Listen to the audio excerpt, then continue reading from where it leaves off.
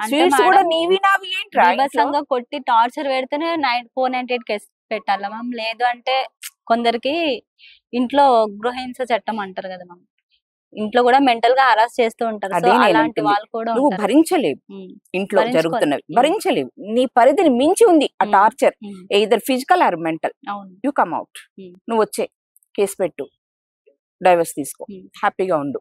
Okay, అలా కాదు. ఇప్పుడు నేను చెప్తున్నాను కదా, ఉమ్. భార్య ఒక ఫుడ్ ఆర్డర్ పెట్టుకుంటది, భర్త ఒక ఫుడ్ ఆర్డర్ పెట్టుకుంటాడు. అవును మ్యామ్. నీ ఫుడ్ నా ఫుడ్, మన అనేది అసలు అక్కడ ఎక్కడా కనపడదు. అవును. అవునా? అలాంటి వాటిల్లో కూడా గొడవలు తెచ్చుకొని, నీది నాది అన్నప్పుడే అక్కడ నుంచే ఆ, స్టార్ట్ అవుతాయి. అవునా, అలాంటి వాటికి కూడా గొడవలు తెచ్చుకొని మీరు డైవర్స్కి వెళ్తున్నారు. అవునా?